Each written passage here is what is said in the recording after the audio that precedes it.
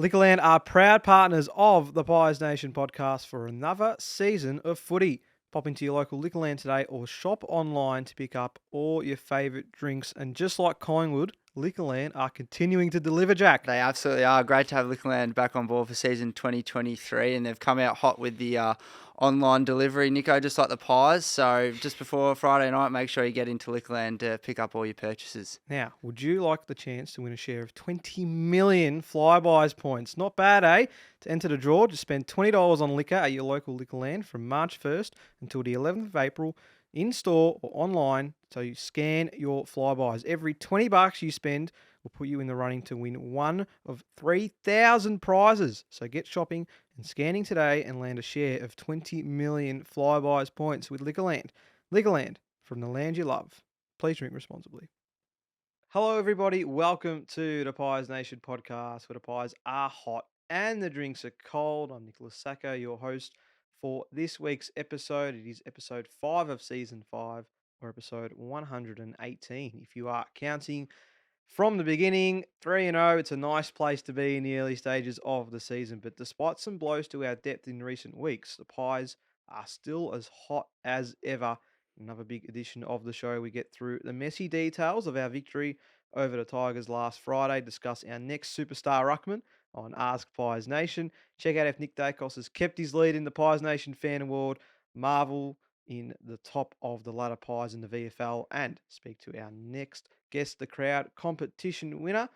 And joining me today in the studio is Jack Dugan, and on his return from general soreness, Marcus Callahan. 1 week away is more than enough from the PMP, boys. So very good to be back with you this week, Nico. Especially when we're winning like this, it's hard to keep away from the mic, really. Yeah, I was having a look last night at the statistics. If you're 3-0, what is your chance of playing top four? What is your chance of finishing minor premier based on AFL, VFL history? And we're in the box seat, Jacko. I think we've got a lot to be excited about, but is that lid still on? Absolutely, it is, Marcus, contrary to probably mine and Nico's conversation last week about the lid being on, off, definitely off, slightly Yep. back on again.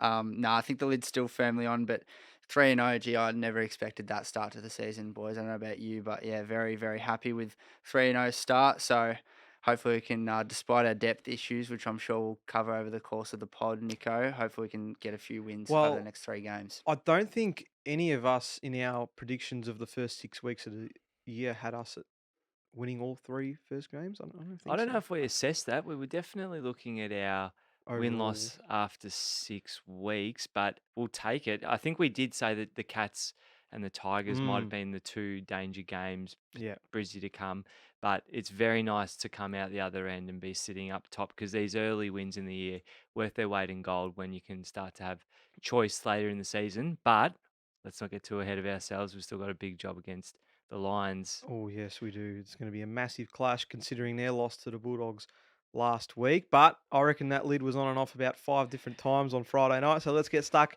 into that match with one of our favourite segments, of course, the pie that caught your eye. As always, someone that we look out for during the week's game. Jack, as always, we begin with you. The pilot caught my eye this week, Nico, was Steel Sidebottom. We've all sort of said it before, and I'll say it again. The revitalisation of senior players under Craig McRae has been just astounding. And guys like Steele, who I don't know about you guys, but I certainly really struggled to see a future for him beyond 2021 when we were struggling. But again, Craig McRae's come in and just, these guys are finding new ways to impact more and more each week. I think the wet game really, really suits Steele's style, and obviously being a senior head really helps as well. He was vital in our win on Friday night, Nico. It was incredible to see because Marcus, of course, you'd remember we had a lot of discussions in 2021 about his Mm. future in this side and whether he was even a best 22 player. And, Yep. and his last 18 months have been outstanding. You look again on Friday night, he had 24 touches, 12 contested possessions, 8 intercepts, 7 score involvements, 437 metres gained, and 18 pressure acts. They're superb stats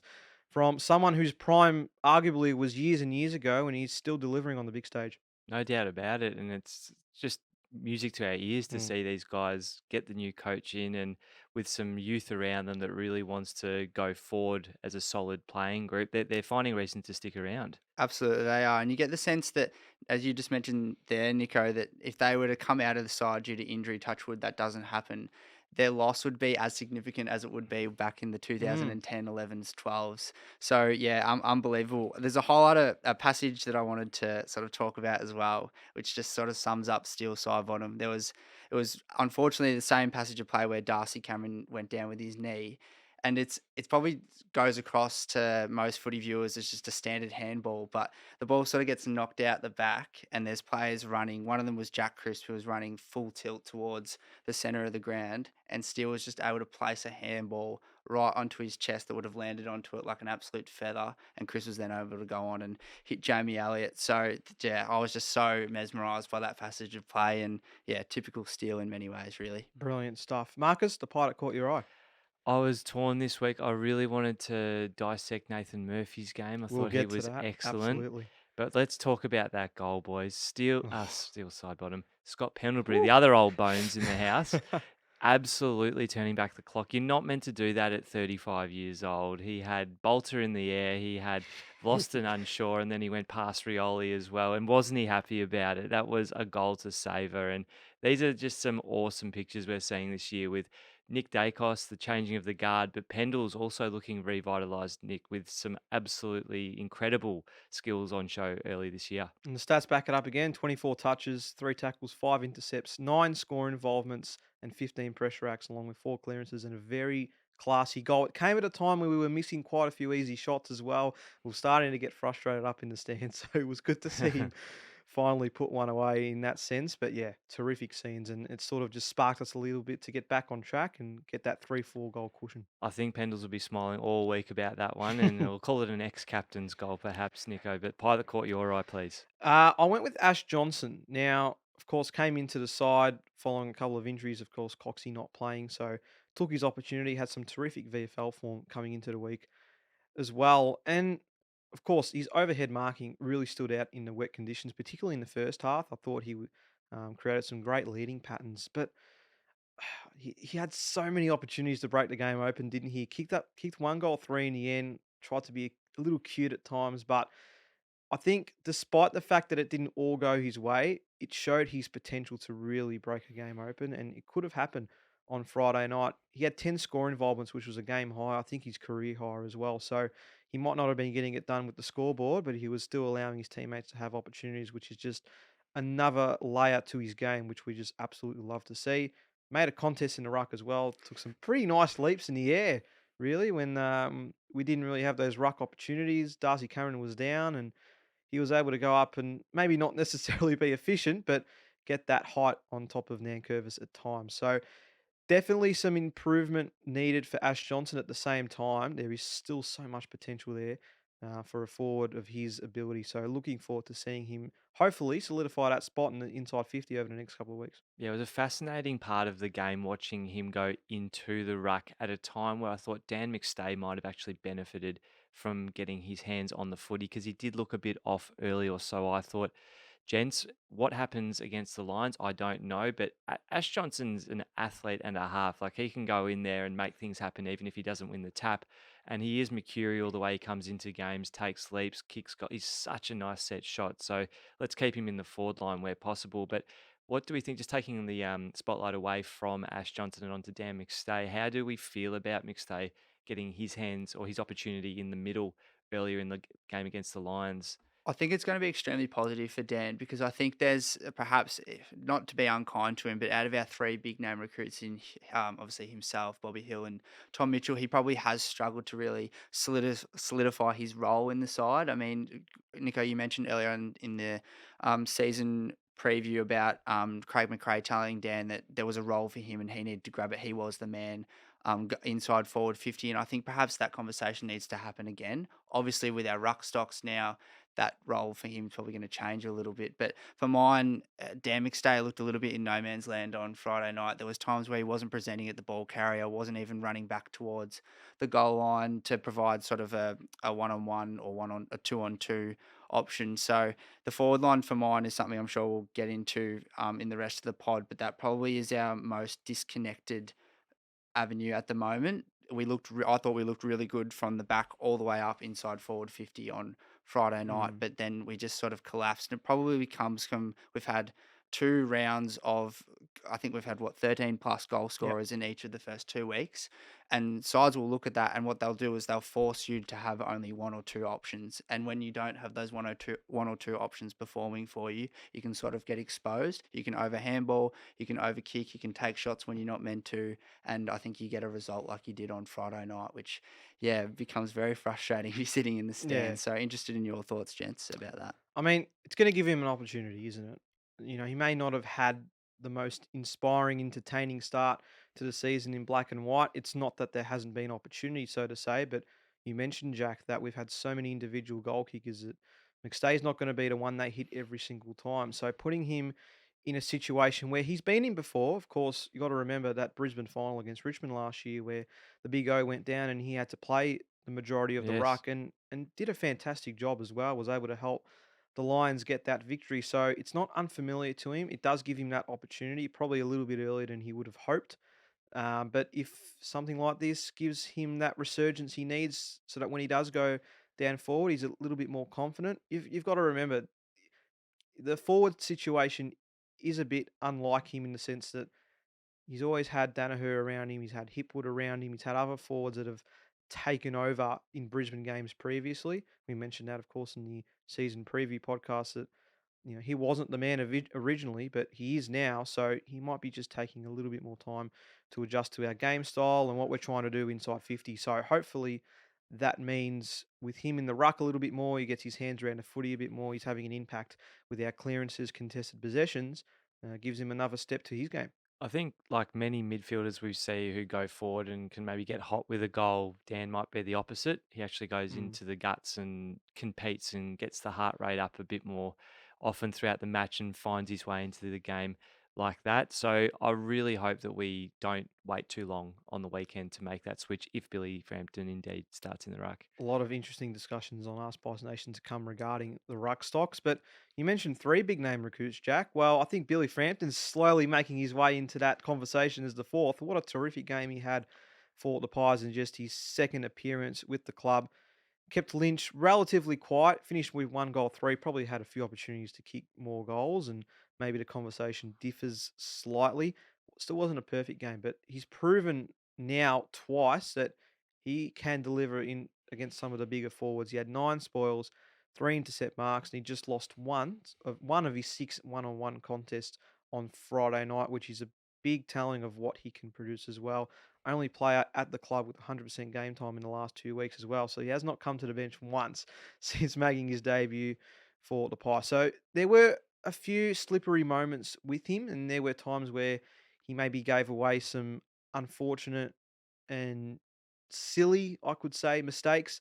But again, I think the good outweighs the bad on this occasion, and he can help hold his head up high for a terrific contest. Absolutely, you can, Nico. I won't lie. Coming into Friday night, barring the conditions, I was extremely nervous about the matchup on Lynch and how that would look, especially with Billy in the side. But he blew my expectations right out of the water. His first half was absolutely exceptional, and I don't even think he had a touch until late in the second quarter either. And he was having such a massive impact on the game. And yeah, I heard today that as he was doing his laundry, he was emptying his pockets and he found Tom Lynch Ah, still in yep. there. So yeah, absolutely exceptional game from Billy, Marcus. Yeah, very, very good from you as well there, Jack.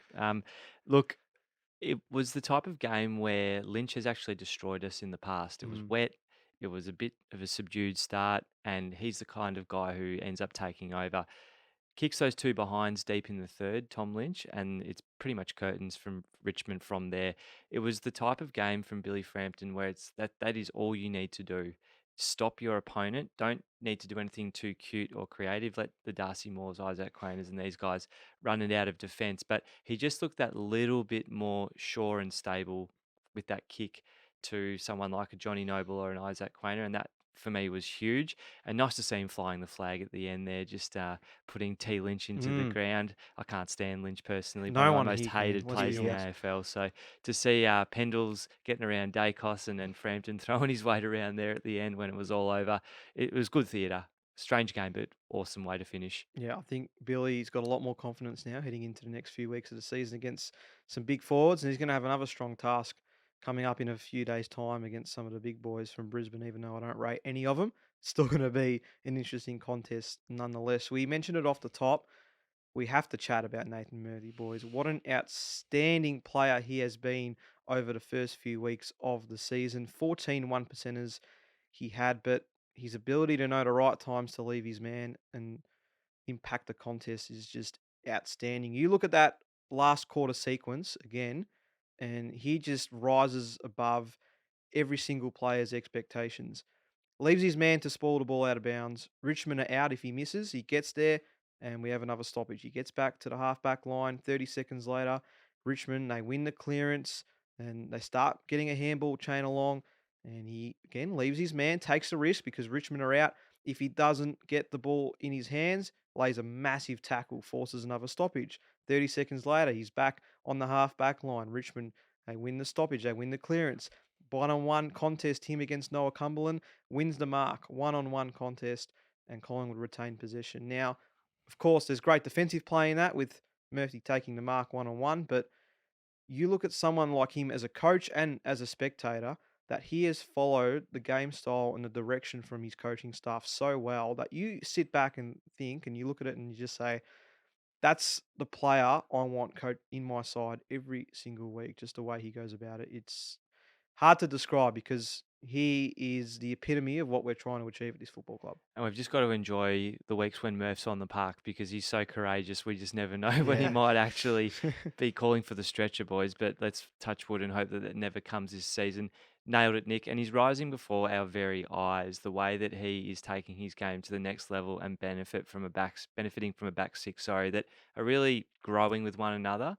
Murph is now part of that back six. He was on the fringes for some years, but with the guy like Jeremy Howe going down, it creates an opportunity for another bloke. And even though he's not a like for like replacement, Nathan Murphy is an absolute shutdown defender, and his kicking skills, he looks more confident Mm. around the stoppage and in the clinches. So play him every single week until he does something extremely courageous, Jacko. Yeah, could not agree more, Marcus. And it's team lifting, isn't it, gents? You know, the game I felt was still on the line, probably right until about the 15-minute mark of the last quarter when he was going on his runs and really Mm. leaving his men and taking the game on. And it not only lifts the crowd, but I feel like it lifts the team, as you just said, Nico, sticking to that aggressive game style. And the most impressive part about it is that's clearly Nathan Murphy's thing. He's decided. We saw it in the Geelong game. We saw it for bits and pieces in the Port game as well, and we saw it in the last quarter against Richmond and probably throughout the game as well. That's his one wood, and he sticks to it every single time. And not only is he so good at picking it, but he has the courage to do it time and time again. And it's just, yeah, it's unbelievable. As you said, Nico, it's a little bit hard to describe, but you've just got to be there and go and watch it. And then can I just come back to the point you made as well, Nick, about the coaching? I saw on the telecast after the game Nathan Murphy and Lepper having a good giggle about just I don't know what, but they were like, there's clearly a relationship there Mm. with Lepich as the defensive coach, and he's been a big part of I think why Nathan Murphy's taken his game to another level. So everything that we see makes sense, and it's really nice that that's occurring for a guy who's got at least 7, 8, 9 years Mm. of footy ahead of him. It's an exciting time for that middle band of the list. Spot on it is. Let's get to the game in a more, I guess, broader view. Maybe not so much individual because another win, which is fantastic, and we were really strong with the contested possession stats. We didn't win the clearances, but we did win them in the center, which I think was pretty important. 11-7 it ended up being to go in Jay Daicos leading the way forward there. But I wanted to ask about the game style because I think for the first time this year we saw some limitations to it. And last year we marveled. I think the Fremantle game is a perfect example how in the wet we were still able to really put Fremantle on the back foot. And as a result, we were able to get an important win that started our incredible win Mm. streak. Friday night was different, in my opinion. We weren't bouncing the ball, which obviously we weren't able to because of the conditions. And I think that did set us back a little bit. We were having to kick or handball a lot earlier than we maybe would have liked. We weren't able to go on runs, create a couple of bounces, and go deeper inside 50 than maybe we would have liked to. But that was just my observation from the game.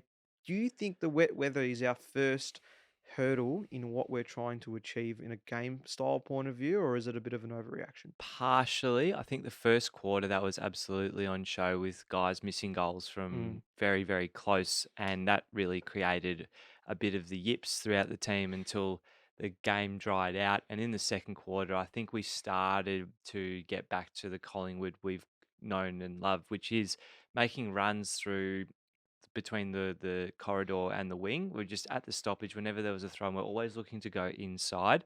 And I felt it was more difficult for us to do that, Nick, when the ball was wet. So I don't know if the wet weather is our friend or our Mm. foe this early in the season, but what was very pleasing is that the Collingwood team was able to recognise when to pull the levers, Mm. or the coaching staff were. And I think we see Fly on the bench and we see Brendan Bolton and Lepper in the box, and they're all over. Remember how we spoke in, I think, 2021, 2022, we just saw the same old stuff Yep. every single No game, and it was change. painful Yep. to see no change. There is a genuine sense of tactics at play with this team, and the fact that the midfield group is experienced, they know how to shift the gears. So we'll keep an eye on that, Nick, because I think it's a legitimate point. But certainly, once the ball dried out, we were able to assume a bit more Mm. dominance. What do you think, Jack? Yeah, absolutely. I agree. I sort of don't have much to add. I'm a bit with Marcus. I'm not really sure whether the wet weather footy is our friend or our foe. You'd like to think the way we play our footy, quick and attacking, that it would be. It would suit our sort of chaos nature. Again, just going back to my point before, I think where we really broke down was inside forward 50 for mine, especially in that first half. Missed shots that hit the post. I think there was 4 in the first quarter. And it never helps, and it looks bad on the scoreboard, and that then creates the yips, as Marcus said. But I thought from a structure point of view, we looked like we didn't really know who was meant to go where, or who was meant to lead at the ball carrier, or who was meant to be there crumbing. So it's one that I think we need to get right amongst the big blokes. Again, going to be hard now that potentially McStay has to play a ruck role. So yeah, I mean, in this first half, I don't feel like Richmond took. I think Camden McIntosh's mark right on the halftime siren pretty much was the first mark they took inside 50 for Mm. the game. That just shows to me that we absolutely dominated possession and control of the game, but just weren't hitting the scoreboard regularly enough. So that for mine comes down to sort of a lack of forward structure, if you will. Again, you can't really be talking too much about forward structure in wet weather conditions like that, but certainly one to watch throughout the rest of the year. I didn't even realise Jack Revolt was playing till halfway through the third quarter. And when he finally took the ball, I said, "Oh, he's on the field." But it's a fascinating chat because I think with the way we want to play the chaos ball that we spoke about last year with the wet conditions, it didn't matter, not one bit. We were still able to use that game, and we talk about McRae embracing the imperfections. That's what really got us instead when the conditions maybe didn't suit us or they were going to force us to play less efficient football. So now that we've had this game style for a good 12 or so months and we are becoming a lot more efficient with the football, it'll be an interesting watch to see what wet weather football actually does in the near future. So that's one to look out for. Nick Daicos, again, we have to at least spend another minute talking about him. 33 touches, 16 kicks at 88% disposal efficiency, 7 intercept possessions, and another 360 plus meters gained. We just continue to talk about the fact that he just doesn't waste a disposal. There's always an intent for every single handball and kick he has, and it continues to improve this whole squad. For sure. And people will say, oh, he didn't hit the scoreboard. Oh, he was kicking sideways and all this sort of stuff. Look at where he kicks Mm, sideways. He takes kicks on that are so yeah. risque, and he knows how to flight the ball to get it over that line of the Richmond zone or whoever we're playing. He knows how to drill it nice and low if that's what's required. And that's exactly why we're calling him the quarterback, and everyone in the footy community is Mm, because he's actually setting up the play that then allows guys like Jack Crisp or Tom Mitchell or Taylor Adams to get to the drop of the ball and then make something out of nothing. We've shown already how much better we are at the stoppage, but then also in free play. We're just very clean with our skills at the mm. moment. So without Nick Daicos taking that kick that invites risk, we're not going to go and score on the fat side or hit up a Jamie Elliott who's free inside 50, which we did late in the third, which I thought was really nice to see. He actually changed his leading patterns coming back up at the ball. So that flexibility that Nick Daicos creates, he is worth his weight in gold. He should be the Brownlow favourite after 3 rounds, and let's just see after 23 rounds what comes. Any more words on God, Mate, what Jack? more can you say? What more can you say? And Marcus has just summed it up beautifully there. He's growing before our eyes week in, week out. always going to be an interesting one to watch how our whole team went in wet conditions, but especially I think Nick, and yeah, he battled through them exceptionally well. I can't say anything else apart from just wow. Like We're getting sick of talking. No, we're not. We're getting sick of No, talking. don't say that. it's such a privilege to watch him go about his football week in, week out, and yeah, unbelievable. We'll Can't say change the anything name more. of the bloody podcast if we can keep talking about him. Well, That's for sure. he's pretty much got his own seg at this point in time, hasn't he? But to your point, just to round out that chat, this is some of the most exciting times to watch him go about his business because he's carving out his Mm. mold on the game and putting his stamp on it week to week. So let's just hope that we see more and more snags. But Mm. other than that, you cannot put a foot wrong. This kid, he's unbelievable. Any more elements of the game that caught you out by surprise, or something that um, was really highlighted from the game? I think just the wet weather probably tells a story with how we were inaccurate in front of goal. And I look at us kicking 8 goals, 15, winning by 14. You feel like that could have been 15 goals, 8, and we win by 41 points. I'm not sure if that's how the maths actually add up, but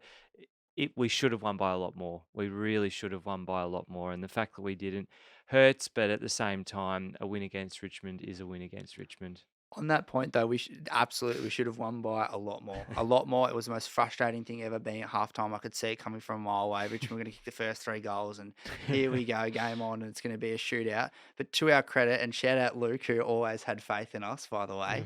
Yeah. The Pies and Flyers Pies put their foot down when the moment mattered. You mentioned, Marcus, before about the coaches clearly being constantly evolving with the game, being very aware of what's going on. And you could see that in the forefront in the third quarter, especially where there was a period there where we were challenged. And once again, we rose to the occasion, and we were fortunate enough that we did take those opportunities on goal. Shout out Jamie Elliott, had an amazing Yeah. third quarter, 11 disposals and 2 goals. So yeah, for mine, I think the only thing I have to add, Nico, is we spent a lot of time talking about Nick, but his brother Josh is having a very, very good season, going about underratedly, I think, probably playing in his brother's shadow a little bit. But yeah, he was exceptional again on Friday night, kicked a very good goal at an important time when we were struggling, and yeah, was very good around the ground also. Yeah, he absolutely was. And Marcus mentioned how important this year was going to be for Josh, and he's delivering in spades so far. He is. The Daicos segment. Let's make it that instead of just the Nick Daicos segment. But he's going through the guts more. There's something I was hoping would happen, and it's going to allow him to take his game to the next level. Absolutely. Let's get to the votes, boys. Our 3-2-1s for the Friday clash against the Tigers. Jack? One vote, Billy Frampton. Yeah. Exceptional. I was blown out of the water with his ability to shut down Tom Lynch. I thought from quarter 1 to quarter 4, he definitely got the chocolates there. I thought Lynch got a couple of soft free kicks as well that resulted in his goals. You're always going to get outmarked by big blokes like Tom Lynch, but it's what you do in between is what matters. And Billy Frampton played exceptionally. 2, I've given to Nick Daicos. It might be a bit controversial. I thought he was exceptional, but I've given 3 to Steele Sidebottom. This might be a massive call. I struggle to see how we win a game like that without blokes like Steele Sidebottom and Scott Penderbury in the side having the impact that they did. Steele was just perfectly cut out for that wet weather game, and that old head in that scenario was just exactly what we needed. So I've given the 3 votes to Steele. Fly's just given him another couple of years at least in the system, hasn't he? It's fantastic to see. Marcus? Absolutely. Honourables to Jordan De Goey. He kicks 3 goals instead of 0 goals 3. He's best on ground. Still had an incredible game. As you said, his clearance work was really good and some score assists in there. Murph for his heroics in the last term and really standing up. And Jay Daicos, really nice snap goal and had a very solid game once again. One vote has gone to S. Pendlebury for that goal alone. 2 votes has gone to Stainless Steel for setting the tone for all the reasons Jacko has outlined already, and 3 votes to Nick Daicos for just continuing to provide new opportunities for us to score. It is integral to our team, and when he misses a game, touch wood, we will feel it. Your votes, Nicholas. Pretty similar. I've gone one for Billy Frampton. I think he pretty much led the way in that defensive 50 for particularly the first half of the game, and we just talked about how influential he was in limiting Tom Lynch's impact. Still, Sidebottom gets 2. Definitely his best game for the year, and just continues to be an incredible player for this side. And 3 votes, of course, in Daicos. Wasn't going to be anybody else really, but did want to delve just a touch deeper into the Goey's game before we get into the fan votes, because we've been recording, I think, for about 20, 25 minutes. This is the first time we've mentioned De Goey, and you look at this man's stats on paper, You think you have a terrific game. 35 touches, 15 contested, 23 kicks, 0 goals, 3, 57% disposal efficiency, but he did have almost 600 meters gained. Is that the quietest 35 disposal game you've seen from somebody in a long time?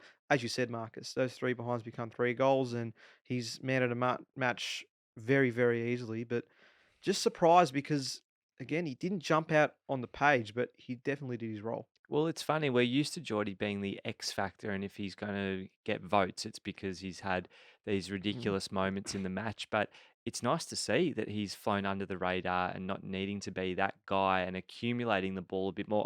Look, disposal efficiencies statistics might not suggest this, but he was there and thereabouts all throughout the game. Mm. And for a guy who's lacked consistency throughout quarters of football matches, that's a step in the right direction for me, Jacko. Absolutely, Marcus. Consistency was the word I was waiting for there. You know, we've been screaming out for it of Geordie for the last probably 2 to 3 seasons. Obviously, been out with injury and whatnot. But when he has been in, the really key question around him is how can he produce that form week in, week out for the duration of a season when he's on the park? And we're probably getting used to that in the first 3 games of 2023. He's had 3 really solid games, and it's hard to really fathom that he's had 35 touches, and we're just mentioned him now after we've done our votes, Nico. But yeah, really good signs from Geordie. Well, the fans definitely noticed him. He gets to 10 votes by a long way, almost 300 votes he won our round three count Interesting. by. There's It is usually very fascinating, mm. particularly that he got, yeah, the 35 touches, and we just mentioned about his impact on the ground. Still a fantastic game nonetheless, but yeah, interesting to see that. Nick Daicos squeezes in to get 9 votes, still side bottom 8. Mirth gets 7, Billy Frampton 6, Jay Daicos gets 5. Tom Mitchell, another 30 plus, just a standard for him. He gets in with 4 votes. Scott Pendlebury with 3 votes. Jamie Elliott gets 2, and Jack Crisp rounds out the top 10. He gets a single vote. Shout out to Isaac Quiner getting his first vote of the year from the fans. So he finished 11th, actually. He was almost very Someone close was listening. to getting a vote. Exactly right. They were ready to go. I think we actually had a comment on one of our social posts in the last week and said that no matter what happens, I'm going to vote Isaac Quiner. No, he was very solid as well on that half-back line. Wilbur Hoskinelli, the only one that didn't receive a vote from the fans. If we look at the full total, Daicos has a 6-vote lead ahead of Jordan De Goey in second.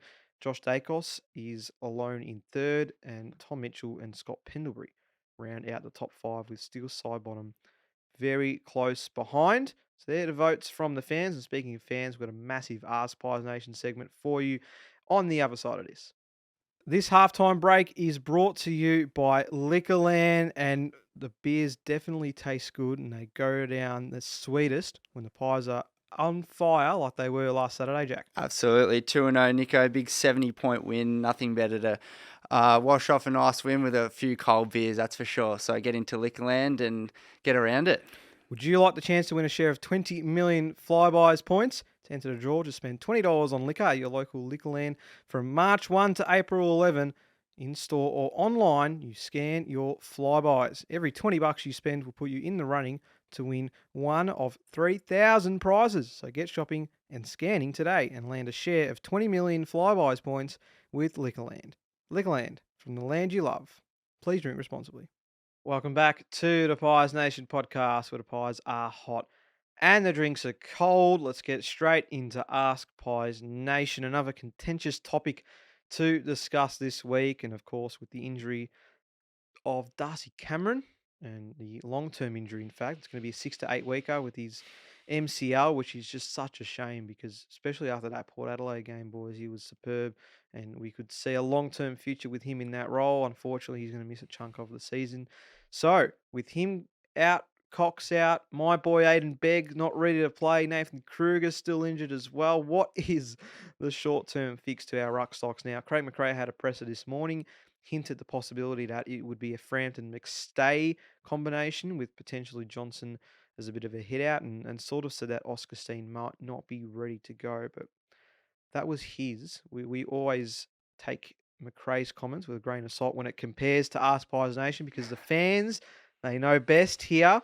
And I'm interested to see what their thoughts are. So let's get straight into Ask Pies Nation. So Colin Jones on Twitter, use a combo of Billy Frampton, Dan McStay and Ash Johnson. Our mids will have to outplay there. So pretty much exactly what Fly said. So maybe he's on the ball. Maybe he was reading some of these before he had his presser today. So that seems to be I guess I'll say majority, not a huge majority, that Collingwood fans are leaning towards is just keeping that squad together, not bringing anyone brand new into the fold, and having McStay do the work.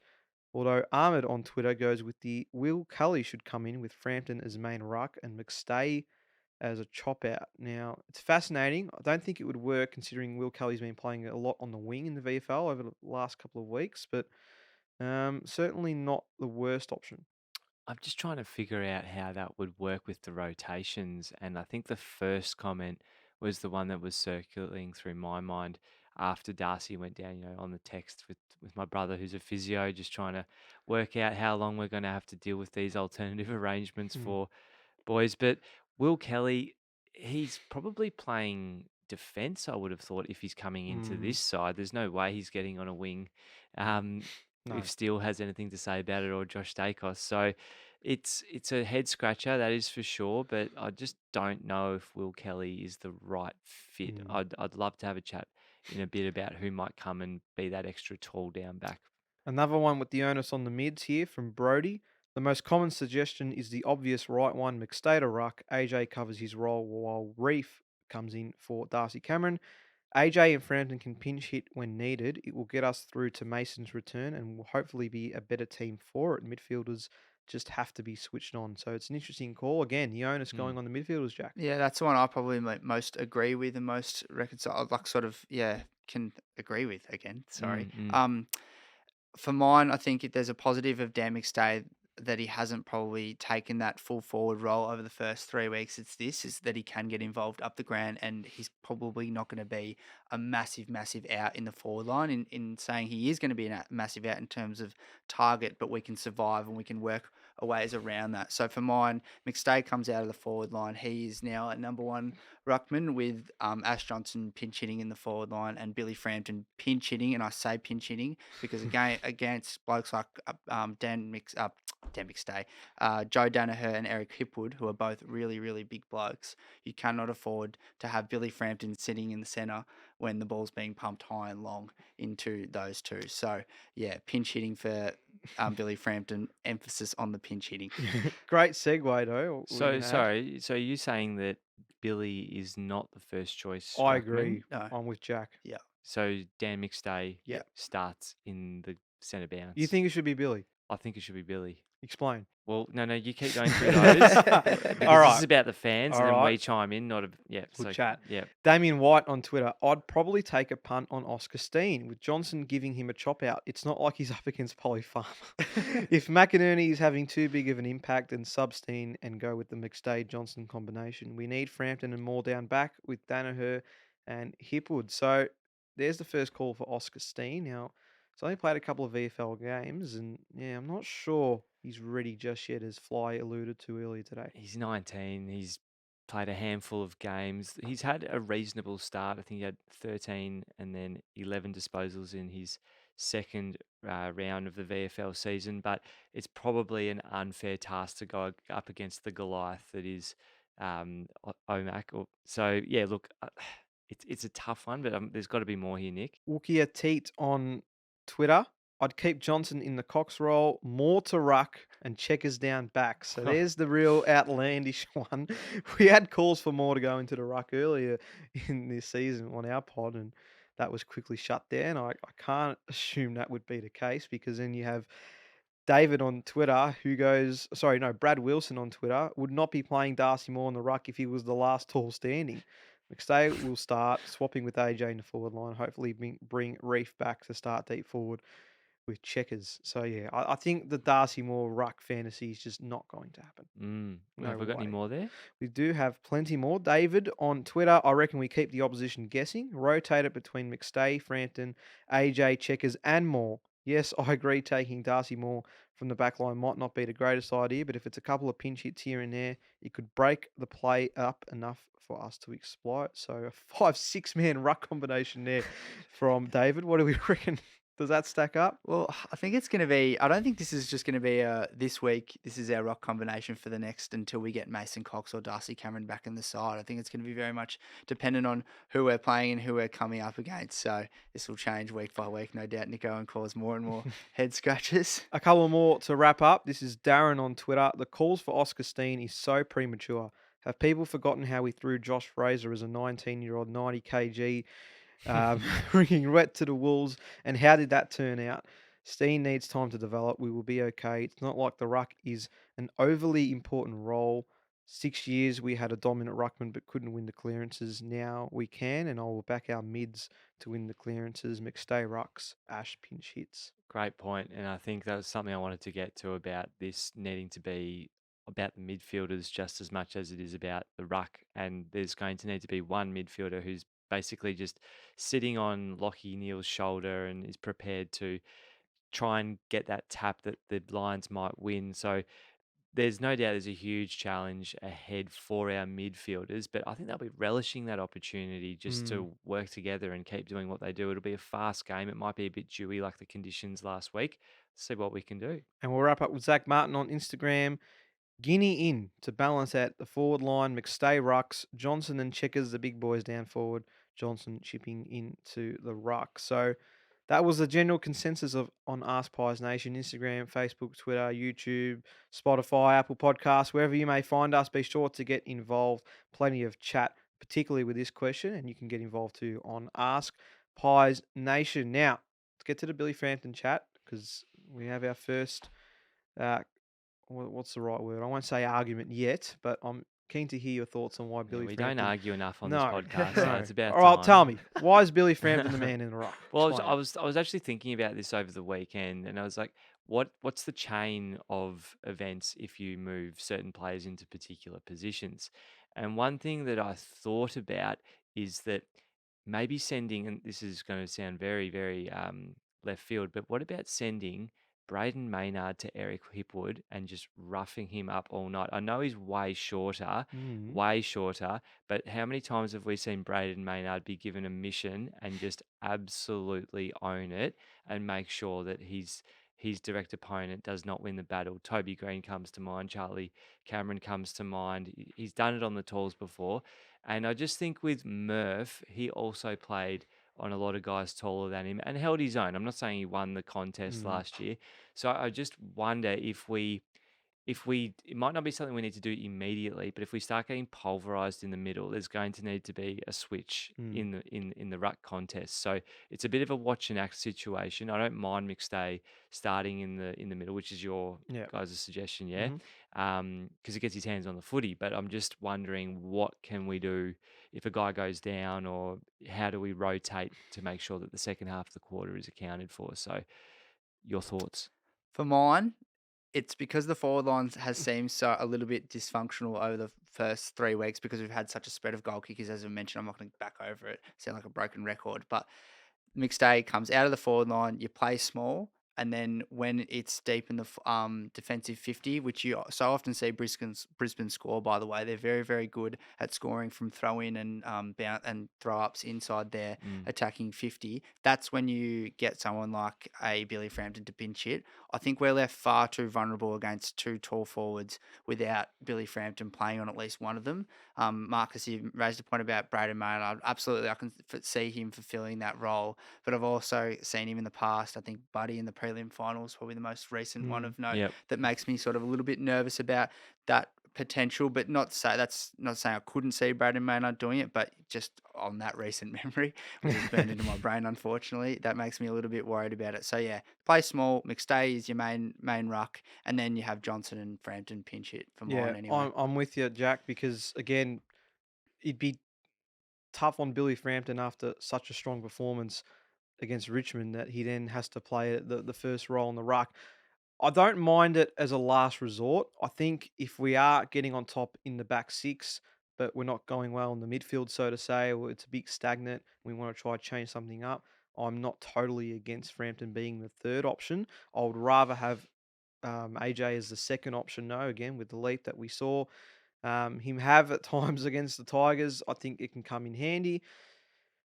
It's an interesting point because again, we had such a dominant ruckman in Brodie Grundy who would win consistent amount of tap outs, but the clearance work just wasn't stacking up. Now, this might be a good test to see whether this was a ruckman's issue or a midfielder's issue because we're not coming in with a a recognised ruckman into this game and won't be for at least a couple of weeks. So if the midfield continues to win the clearances here, then does that point back to some issues in the past? So I don't mind it being a McStay trying it out. He's done it before. We mentioned his work last year at times with Oscar McInerney not playing. I trust him probably more than anyone in that side to fill the void for now.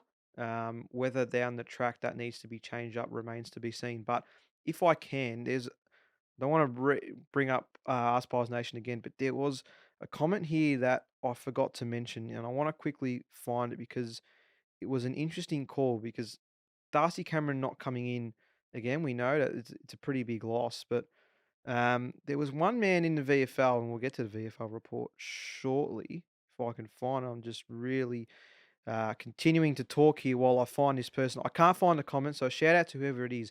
But Tom Wilson was someone that was incredibly left field as a suggestion to come into the side to play that role. Now, I don't know 100% about that idea. Again, similar to Oscar Steen, we've tried Wilson in the seniors before. He's been playing a couple of different roles in the VFL, but I don't think he's someone that we could potentially bring in either. I think we've got to stick to our guns here. This chat does seem to be a lot around sort of putting spot fires out, gents. I mean, we're just sort of how we're going to solve different issues and sort of neutralise the game. But I wouldn't be surprised at all if we came out and just saw Fly McRae just go, righto, whoever wants to go on the ruck and go on the ruck, and we're just going to play our own game and try and shark off their taps and attack the game that way, sort of fight fire with fire, if that makes sense. So I think the only place we're really vulnerable is, again, as I'll mention again, when we're in our defensive 50 and the ball's either being thrown in or balled up, Brisbane are exceptionally good at scoring from those opportunities. So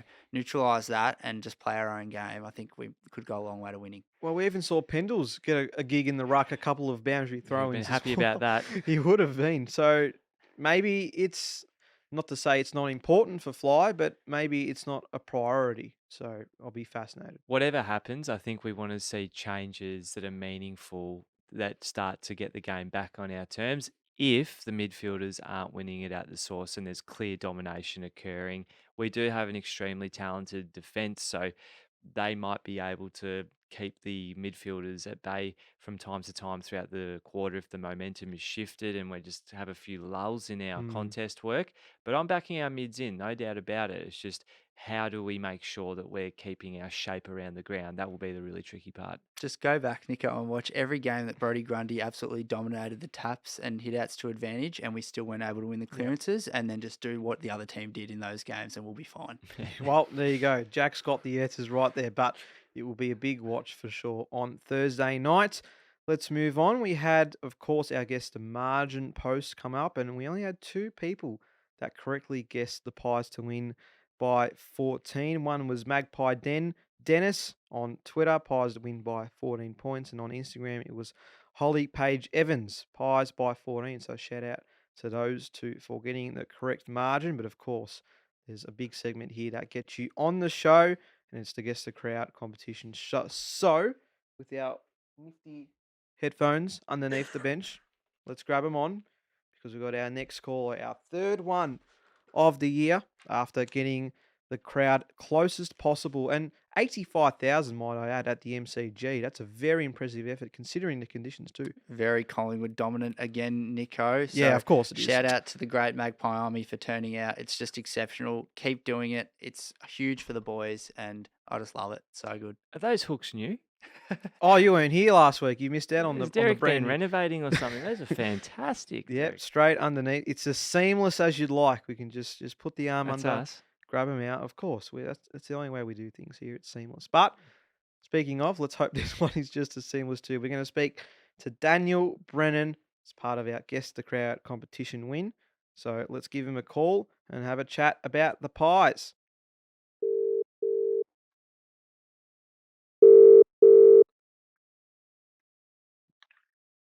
Hello, Daniel speaking. Daniel, it's Nicholas from the Pies Nation podcast here, mate. How you going? Good, how are you? Good, thanks. Congratulations on being our Guess the Crowd winner for this week. Great to have you on to chat pies for a few minutes.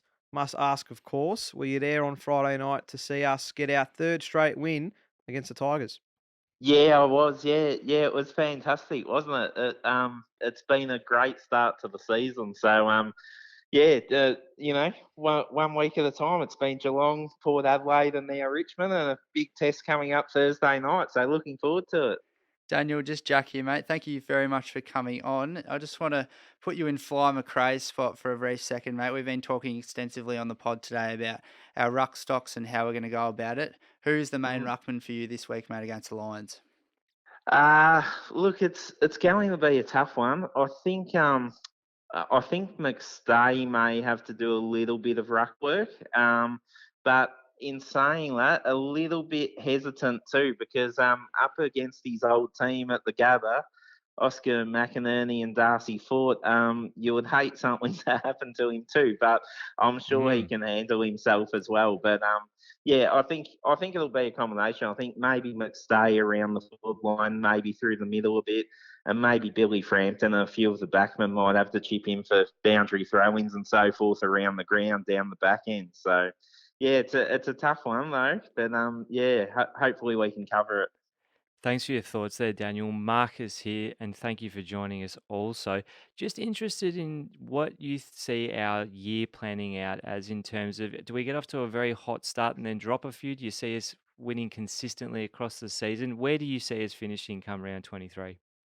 Yeah, thanks, Marcus. I meant to say before, thanks so much, guys, for having me. It's a big thrill. So, yeah, no, I think we've gotten off to a great start. I think the momentum is something that we're probably better placed than I thought we'd be at this stage. 3 and zip.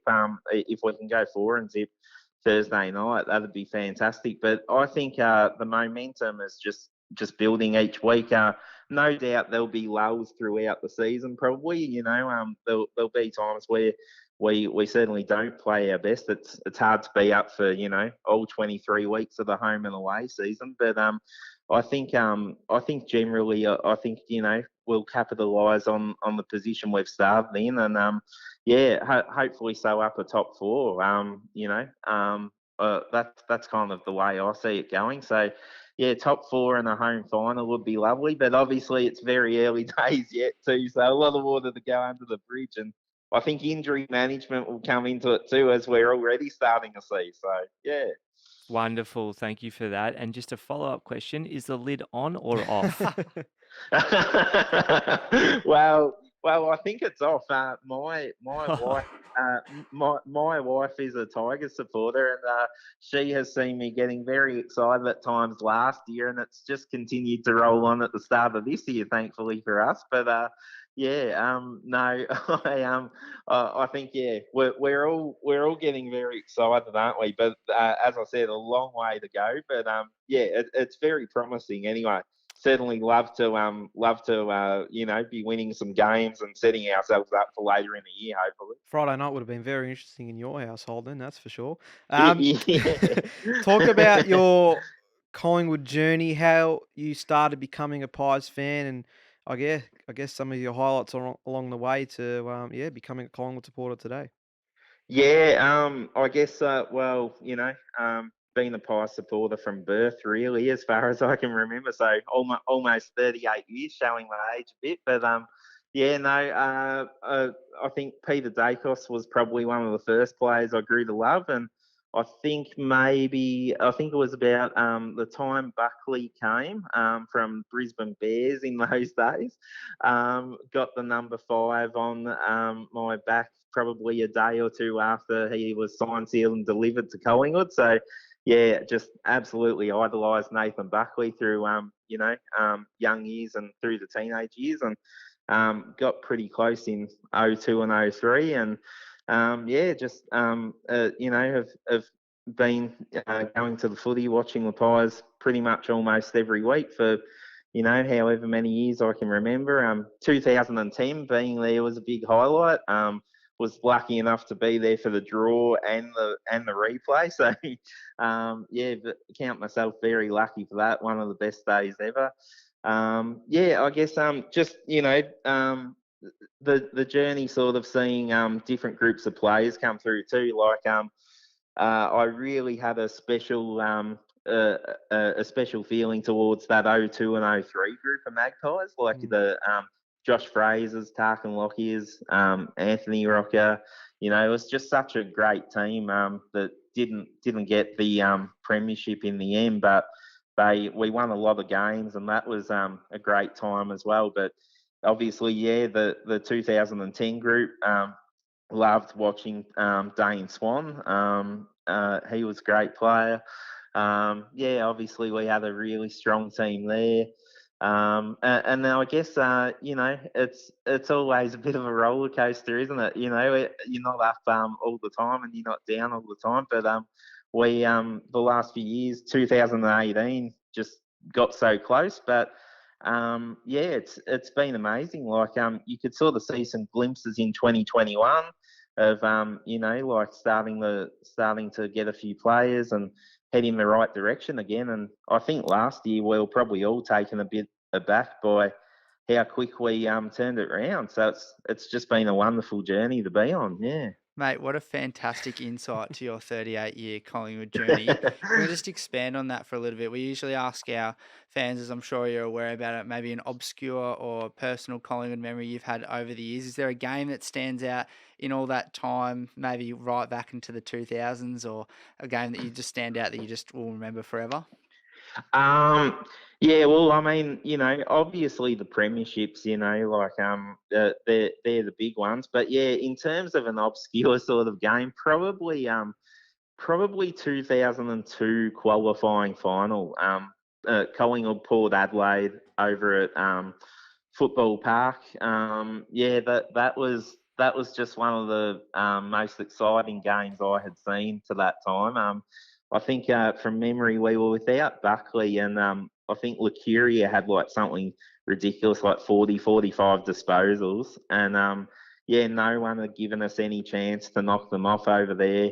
It was a Friday night, just packed house full of Port Adelaide people, probably like 1 or 2 thousand Collingwood, and was watching at home, with mum and dad and stuff like that, and it was yeah, that Ben Johnson tackle that saved the day in the last few minutes. That was just something that's always stuck with me, and yeah, that's one of the best wins I've seen probably, and to do it in a final as well. That was one of the most exciting games I've seen. Yeah, What do you yeah. mean, mate? No one gave us a chance in an interstate final on a Where Friday have we been? night. We've seen that before, haven't No, we? exactly right. No, that was a quality one to finish off, that's for sure. Dan, really appreciate you coming on, giving us some of your insights to being a Pies fan, and of course, giving some great comments leading up into this 2023 campaign. Let's hope we're celebrating some big wins to come throughout the year. Thanks for joining us on the Pies Nation podcast.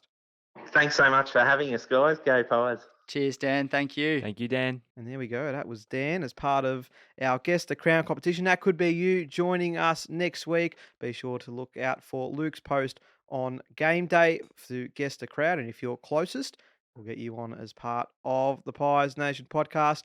Let's head straight to the VFL wrap up because we just love wins here at Pieland, and it continues in the VFL. We're top of the ladder, 2-0, a 54-point win over Port Melbourne, and a fantastic result sees us start our VFL life very, very comfortably in 2023. Marcus, great to see us get another win on the board. Of course, all the talk was about Jack Ginnivan making his return to the side. How did we all fare on Saturday night? And just amazing how the headphones have just disappeared there, Jacko. We all about the high production here at the Pies Nation podcast. Now, great win against the Port. They do night games in the VFL. Is that a new thing? They've refurbished it all. Night games, day games, morning games, you name it, mate. Yeah, They play okay. anywhere and everywhere now. Yeah, fantastic. So just wanted to cross-check that one with you, Nicholas, because you know all things football. Really solid performance once again, high scoring, and I think it's always really promising when you see a footy program where the AFL and the VFL sides are scoring similarly or are putting together a highlights package that you're not really sure if you're watching the ones or the twos. So that was fantastic. Reef McInnes, 3 goals, puts his hand up once again to come back into the side. Tommy Wilson with the 3 as well. I think that we were happy with the return of Jack Ginnivan. Whether he is doing enough to scrape into the side with an informed Bobby Hill remains to be seen, but kicked the first of the match and set a couple up and 2 for himself. So well done to Jack Ginnivan for getting back in. Training the house down, apparently. I'm not sure if training the house down and Jack Ginnivan We're go past in the same preseason, sentence, mate. That term just gets diminished for another 10 months. Well, But when you've had fascinating. an extended preseason, Yeah, because that's you had a true. very good off season, Jack, you're absolutely having to run a few extra laps. So let's hope Jack continues his good form and is able to edge his way back into the side. But yeah, 134 points on the board. That really excites me for a VFL side, because kicking high scores in the twos isn't always the easiest thing to do. But Port Melbourne just gave up. I think we go on to kick the last 7 goals in the last term. So that tells you about the fitness level of not only our boys in the ones, but also the twos. Finn McRae, Trent Bianco will be knocking down the door should we have a couple of more injuries. So Yeah, just on that one, Marcus, another exceptional game for Finn McRae. We've spoken plenty about him in our season review season review and season preview this year. Trent Bianco as well, 31 disposals I saw. That's absolutely huge from him. I'm sure that's close to a career high. So Yep. good to see he's knocking on the door. No doubt about it. And there's probably a few guys that are starting to fall into that bracket of too good for VFL, not quite at the level for AFL. Ash Johnson, for me, just as up and down as his form can be throughout games, just needs to be playing ones. And I think Trent Bianco, Finn McRae with a little bit more time under their belt also fall into that category. So our percentage, Nico, 209.9, if you don't Yes. mind. And we do go on to play the Lions this week, but that's enough from me just yabbering on. Let's get the real stuff, the surge. Surge, yes. Enter the surge for the VFL analysis. He's all over it as always. Surge, a quick VFL report. 12 goals after halftime saw the Pies run out 52-point winners. Our run and spread was outstanding after halftime. Bianco, McRae and Ed Allen had plenty of the ball. Rusco, Ryan, Lane, good also. McInnes, Wilson and Longmire, 3 goals each. Hard not to be impressed by the VFL Pies. And he made a couple of notes about Ed Allen, because he's someone a lot of touted as someone that would probably be playing AFL in a good half of the current size at the moment. Just obviously not at the stage where he can squeeze into the our AFL lineup, but he was just superb again in the VFL. And Allen was leading the disposals at quarter time, and I believe at halftime as well. Serge added that he provided some great drive throughout the middle of the ground. So again, just someone that we can really look forward to seeing getting into that senior team over the next 12 to 18 months, and yeah, hopefully put his stamp on the senior side. Well, he could be, but I mean, Reef McInnes all over, because he is that big-bodied midfielder who Reef, we know, will play in the middle at some point throughout his career. Just hasn't had that opportunity at the level, Nick. So Ed Allen, fingers crossed he doesn't take as long as Reef did to get that shot, because he's still trying to force his way into the team as the sub, and he's doing wonderful things coming off the bench. But these guys coming into such a seasoned outfit in the Collingwood Magpies, it's a good thing and it's a bad thing. Could be having to wait a little bit longer, but let's just hope we keep these consistent performances between the ones and twos going. It's a fantastic sign. Richmond the last to do it, I think, winning AFL and VFL I think, yeah, premierships in that the would be right. underfly. Yes. Yes, Okay. great call. Yes. Yep, you're right. big in that. McRae, yes, he did, absolutely. So, yeah, very interesting call there. So, hopefully Josh Fraser can lead the troops to a premiership. The only side that have AFL and VFL sides undefeated at this point of the season as well. So, all good signs heading for Collingwood. Unfortunately, our VFLW side suffered their first loss of the season, went down by 37 points to Port Melbourne. They played before the VFL game. They'll face Casey on Good Friday. So, bit of Good Friday football around for those that don't want to get stuck into the snorefest of North Melbourne and Carlton, because no one here would really want to watch that, would they? So don't have to worry about that. You can head down and watch the Pies on Good Friday, as well as Easter Thursday. Of course, that massive clash up in Queensland that our very own Jack Dugan will be making an appearance at. Over to the Gabba, Jack. Very exciting. Nico, early flight on Thursday morning to head on down to a Gabba, which I hope the lights stay on for the full 4 quarters Flying business of the game. No, not flying business, No? Marcus. No, just We haven't sorted out the contract yet. just getting myself there and back. So yeah, very interested. Never been to been to Brisbane before, never been to the Gabba, so that'll be a first time for me. And yeah, I hope we can put on a show. Brisbane Lions very, very strong on their home deck. Home track bullies is the expression we've heard time and time again. So yeah, we'll be interesting to see how we go about it. But nah, looking forward to a bit of a trip away, see some family, and then off to Adelaide for the week after that. Yeah, So double header. glutton for punishment. We be getting out to Ipswich for the twos. They're playing at, I'm not sure what the stadium name is, but It's at the you could do the Lions double home header. training complex, I think. Yeah, yeah. I don't think Ipswich is on the agenda. No offense to the twos boys, but it's time constraint already. As it Never is. say never. Well, I'll tell you who can help you out in Queensland. Serge, Queensland native. He'd be more than happy to help you out if you manage to run into him. So that should be interesting as well. But ever been to the Gabba? Have you watched a game up in Brisbane before? I don't think I've been to the Gabba. Oh, I don't think okay. I've been to the Gabba. Have you? I went in 2018 where we kicked a couple of late goals in the end to defeat the Lions. And there was another instance as well. I'm trying to think off the top of my head, but definitely that one stood out. Mm-hmm. Steve-O kicked the sealer running into the open goal. Oh, yeah. Back when he was playing good footy for us, of course. So, yeah, so Gabba's a nice place to watch footy, so I'm sure you'll enjoy it, Jack. And then Adelaide, well, we'll get to that next week. But look, if you want to watch our seconds play in Adelaide too, Port Adelaide, I don't know when they're playing this week, but they're definitely playing like a Sandful side. So if they want to beat the Magpies on that regard, then you can go for it because, mate, you wear that jumper, clearly you are not up to the level we are. So that's just a little drive-by for the Thank Power God we fans. don't have to play them, Nico. I know the VFL is comprised of the Queensland and New South Wales teams. Thank God the Sandful's not involved any. jeez. Or there really would be some blow-ups, I reckon. Eddie and Koshy would lose their heads, I think, if we were going to do that. Shout out also, saw on Saturday night in the dying stages of the, I'll just call it the Derby in Adelaide, the Crows fans decided to really stick it up the Port fans by singing Yes. the Collingwood theme song. So Adelaide all of a sudden become my second favourite team. So good on them. Wow, The yeah. showdown. The showdown. I was showdown, going to yes. say, I Pardon don't think me, you're going lost to win my many words there. followers there calling it the Derby, but that's okay. Showdown. But yeah, glad to see the Adelaide fans on our side for that. That's for sure. But until next week, that's all we've got time for. Be on the lookout for Thursday night, a big clash against the Lions at the Gabba. Marcus and Jack, as always, thanks for reveling in another victory. Thank you, gentlemen. Thank you, Nico, to do so again next Monday. Absolutely. I've been your host, Nicholas Sacco, and you've been listening to the Pies Nation podcast, where the pies are hot and the drinks are cold. Thanks for listening to the Pies Nation podcast, and thanks to Liquorland, who are proud partners of the show. Would you like the chance to win a share of 20 million Flybuys points? To enter the draw, just spend $20 on liquor at your local Liquorland from March 1 to April 11, in-store or online. All you got to do is scan your Flybuys. Every $20 you spend will put you in the running to win one of 3,000 prizes. So get shopping today and get scanning also to land a share of 20 million Flybuys points. Liquorland, from the land you love. Please drink responsibly.